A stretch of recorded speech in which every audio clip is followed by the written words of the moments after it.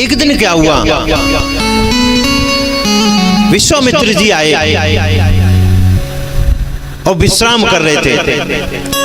तो बच्चों को बहुत शौक होती है कि घर में अगर कोई आ जाए तो देखते हैं, उनकी सेवा में लगते हैं। तो सीता जी जो है ना, पंखा लेकर के हवा कर रही थी। विश्वामित्र जी की आंख लग गई। इतना वक्त हो गया लेकिन बीजना बंद नहीं किया, हवा करना बंद नहीं किया।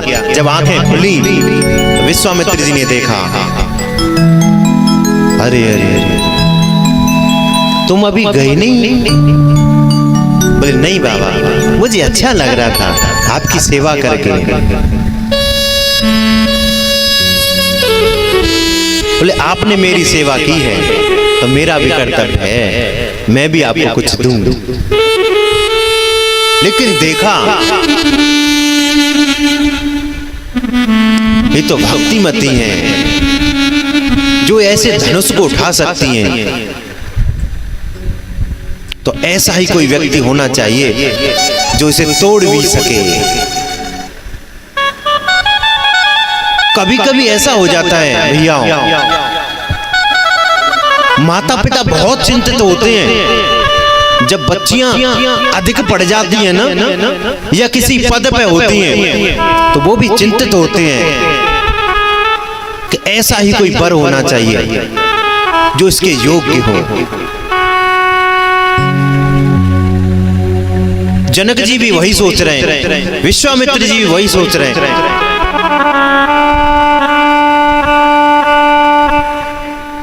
बोले तुम्हारे योग्य जो होगा उसे ही मैं ला करके दे दूंगा। इसलिए विश्वामित्र जी राम जी को लेकर के आए।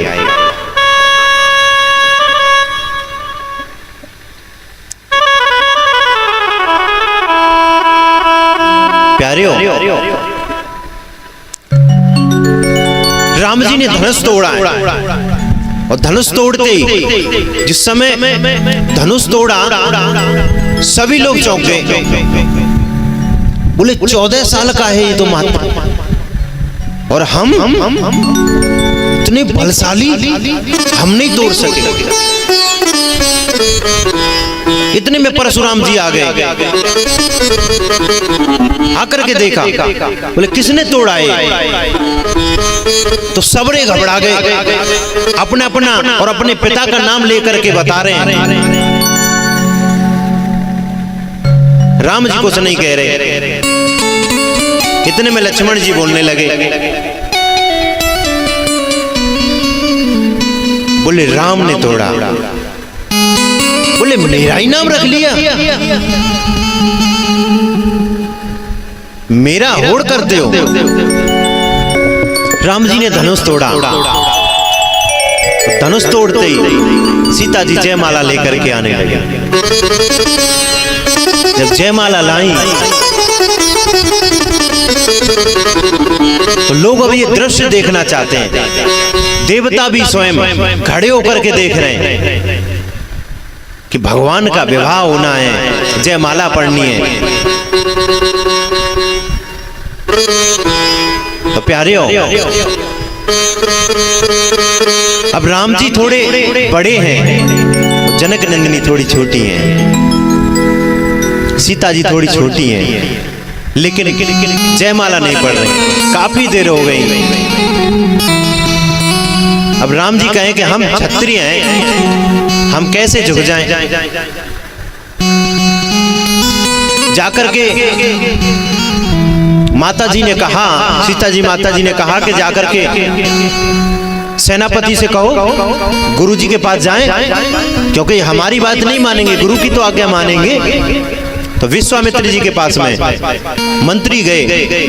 विश्वामित्र जी ने कह दिया हमारा कार्य यहीं तक था, अब आपका कार्य है, अब आप जानो।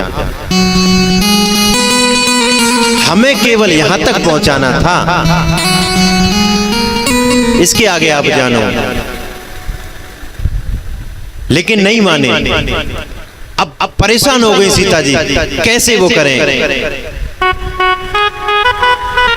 लक्ष्मण जी को कहा भैया आप ही कोशिश करो। एक काम करो, मेरी तरफ से थोड़ी सी धरती ऊपर कर दो और राम जी की तरफ से थोड़ी नीचे कर दो। लक्ष्मण जी ने कहा, अब हो तो दोनों एक ही जगह, मैं कैसे अलग कर सकता हूं? दूसरी बात, अगर अलग करूंगा तो बीच में दरार डालनी पड़ेगी, और मैं नहीं चाहता जहां ज्ञान और भक्ति, भक्त और भगवान जब एक हो, उसमें किसी प्रकार की दरार डाली जाए।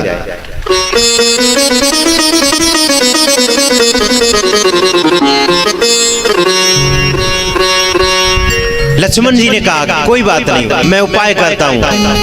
लक्ष्मण जी आए और आकर के चरणों में गिर गए।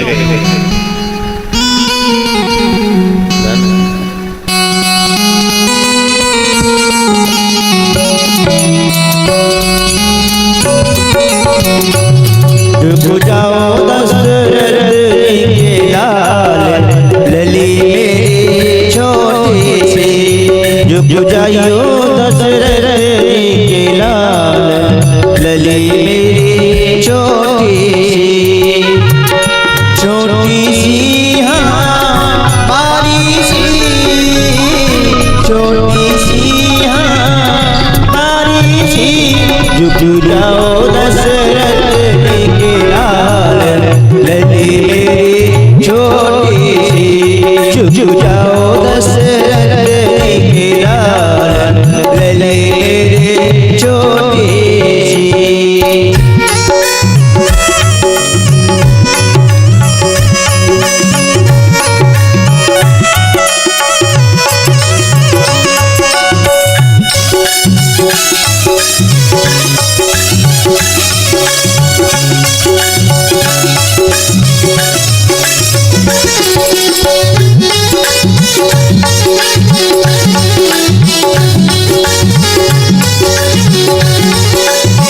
कब से खड़ी पग दुखन लागे, कब से खड़ी पग दुखन लागे, दुखन लागे पग दुखन लागे, दुखन लागे पग दुखन लागे। कब से खड़ी पग दुखन लागे। अरे तुम हो बड़े वीर, लली मेरी छोटी। झुक जाओ दशरथ के लाल, लली मेरी छोटी सी। छोटे छोटे हाथ सुता के, छोटे छोटे हाथ लली के, हाथ लली के मेरे हाथ सुता के, हाथ सुता के, हाथ लली के। छोटे छोटे हाथ सुता के, छोटे छोटे हाथ सुता के। अरे तुम हो बड़े वीर, लली मेरी छोटी। झुक जाओ दशरथ के लाल, लली मेरी छोटी सी। झुक जाओ दशरथ के लाल, लली मेरी छोटी सी। झुक जाओ दशरथ के लाल, लली मेरी छोटी सी। झुक जाओ दशरथ के लाल, लली मेरी छोटी।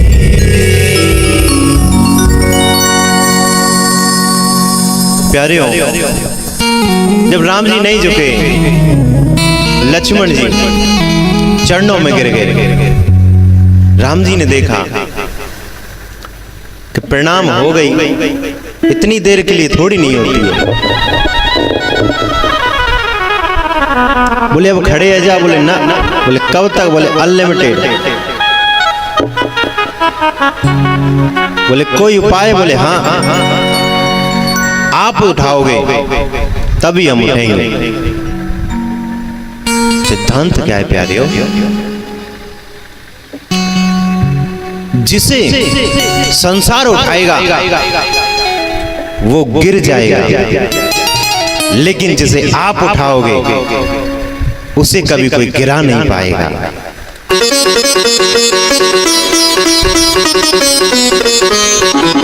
तो राम जी जैसे झुके उठाने के लिए, इतने में माला डाल दी।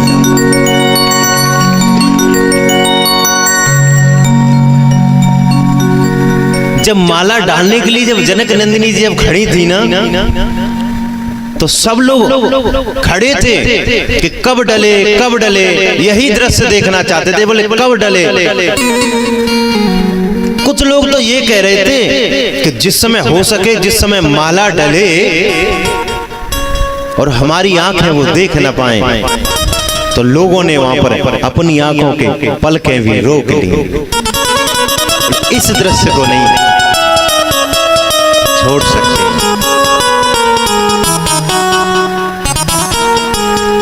अब इतनी देर हुई, लोग भी परेशान हो गए। तब राम जी को भी आया कि लोग बहुत परेशान हैं, इसलिए लखनलाल जी को उठाने लगे। इधर भैया जयमाला डाली है सीता जी ने। इसके बाद भैया जनक जी ने अयोध्या जी के लिए निमंत्रण पत्र भेजा, और जो दो थे भरत और शत्रुघ्न, उनको भी बुलावा भेजा है और बारात लाने के लिए कहा है। उधर से जब बारात आई, सबके फेरे हुए और जब जाने लगे,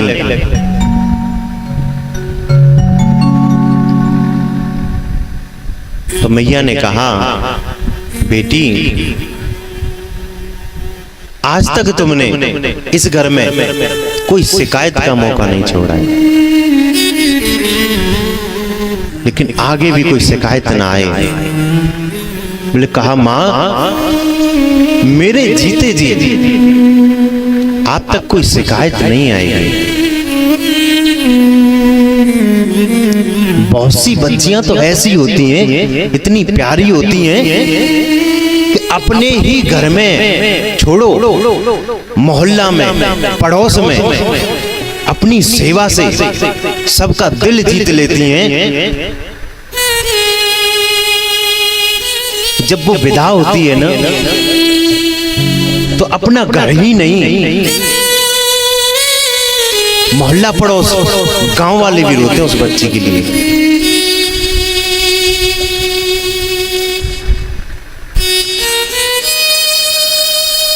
जब बच्ची के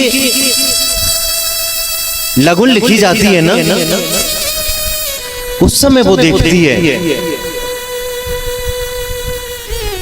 ये घर, ये आंगन, मेरे सखियां, मेरे माता पिता, मेरे भाई सब छूट जाएंगे। इन सबको देख करके रोती है वो, और कहती है कि मैं कैसे भी रह लूंगी, लेकिन मैं जाना नहीं चाहती।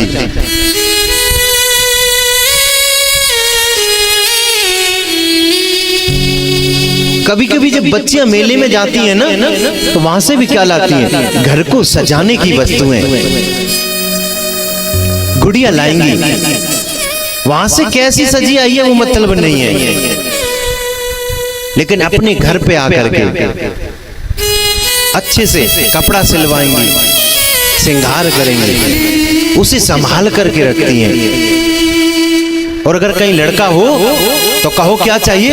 बोले बंदूक चाहिए है? घर में अगर 4 पुत्र हैं तो आशा मत करना कि एक गिलास जल का पानी मिल जाएगा।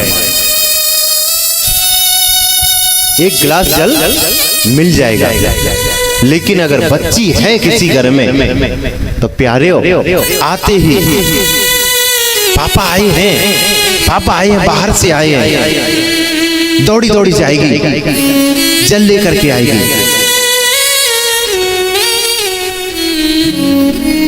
अगर कोई बात हो जाए ना पिता को, तो जैसे ही पिता आएंगे ना घर, दूर से ही कह देती है, पापा आज कुछ हुआ है क्या? आज कुछ हुआ है क्या? क्या हुआ है? पिता कहेगा, दुखी हो जाएगी, बच्ची है।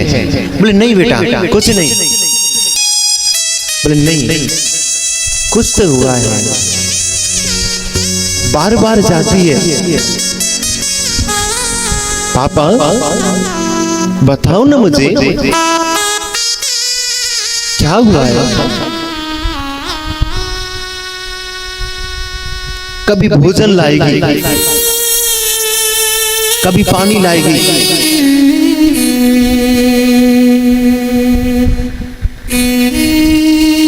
अगर घर में बच्ची है ना, तो आपके घर का किसी घर में अगर कोई अतिथि जाए, अगर घर सजा हुआ है एकदम से, तो समझना उस घर में बच्ची का निवास हो रहा है, लक्ष्मी का निवास हो रहा है। लेकिन अगर लड़का हो तो बाहर से आएगा, मेरा सामान कहाँ रखा है, आकर के जो कपड़े तय करके जो रखे हैं उनको भी फेंक देगा, ऐसे ऐसे कर देगा, मेरा सामान नहीं मिल रहा है।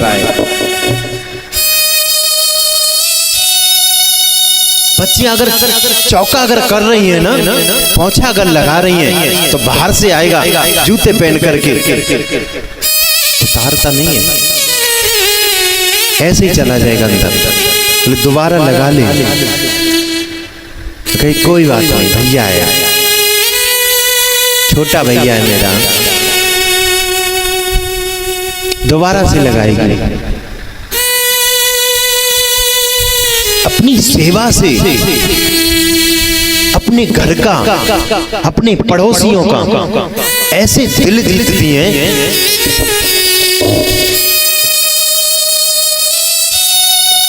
जब माताएं आती हैं ना और भी गीत गाने के लिए, उन सबको देख करके कितना रोती है। मेरी चाची, मेरी ताई, मेरी बुआ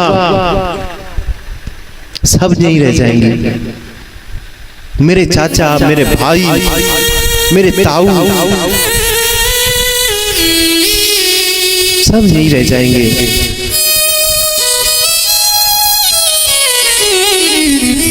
जब गाड़ी में बैठाने का समय आता है ना प्यारियों, एक व्यक्ति तो ऐसा भी रोता है जिसकी कभी कल्पना ही नहीं की। कौन? उसका भाई, जो दिन और रात लड़ता था ना कुत्ता बिल्ली की तरह, तू कब यहां से जाएगी, कब तेरा कंटक कटेगा, कब यहां से जाएगी। और जब वो भाई गाड़ी में बैठाता है ना, उसका भी शर्ट को पकड़ लेती है, उसकी कॉलर को पकड़ लेती है, भैया मुझे मत विदा करो, भैया जैसे रखोगे मैं वैसे रह लूंगी, मुझे विदा मत करो। मैं तेरी द्रौपदी, तू मेरा कन्हैया, बहना को भूल मत जाना मेरे भैया। याद रमुला, याद ना भुलाना रक्षा बंधन की, मैं गुड़िया तेरे आंगन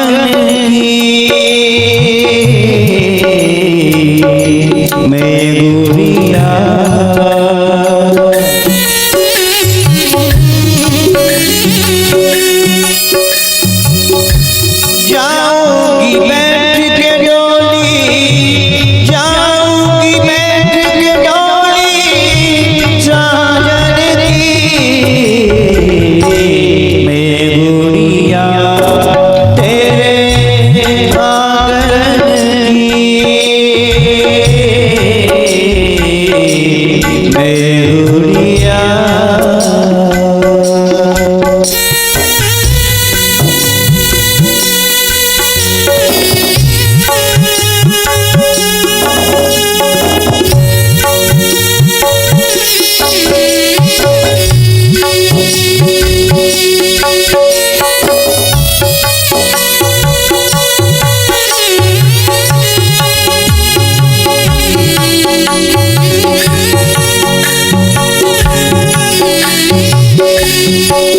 मेरी माँ लगे जहाँ लगे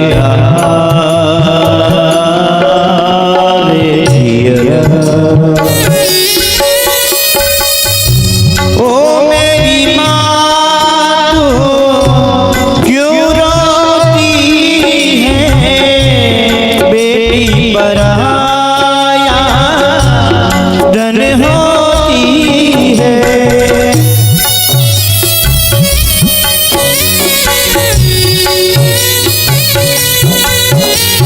ओ मेरी माँ तो क्यों रोती है बेटी पराया धन होती है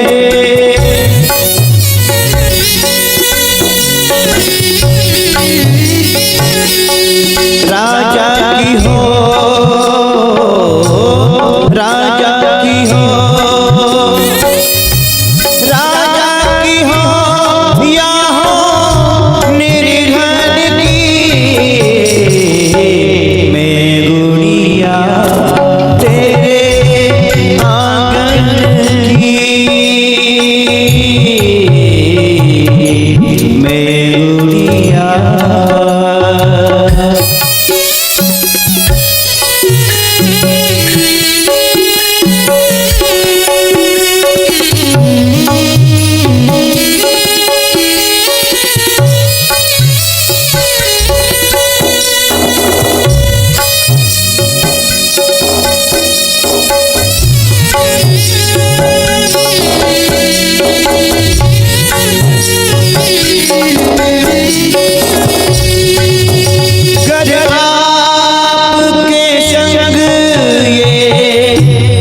घटना घटे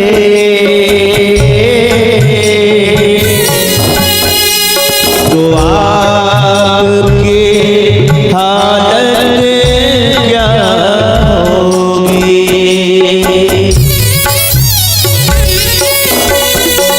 जिस बाप की बेटी होए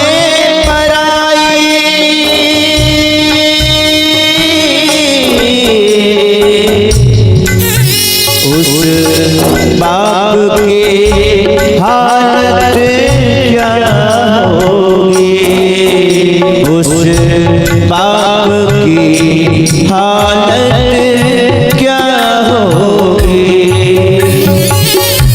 चले हैं कहार मेरी डोली उठा के कर रो विदा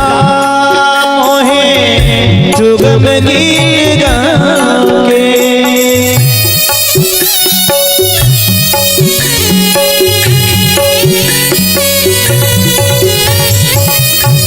चले हैं कहार मेरे डोली उठा के कर दो विदा मोहे सुगम गीत गा के याद ना भुलाना मेरे याद ना भुलाना मेरे बचपन की मैं गुड़िया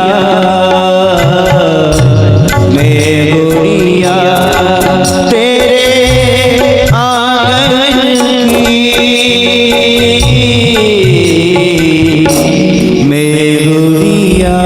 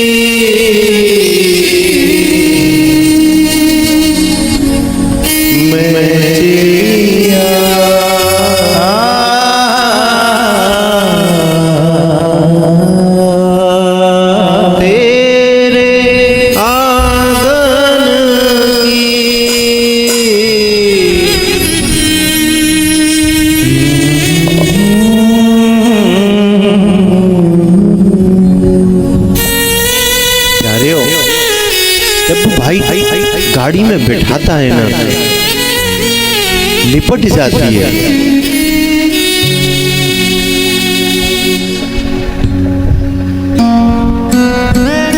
चाची, ताई, बुआ सब रोती हैं। कोई कोई ऐसी बच्ची होती है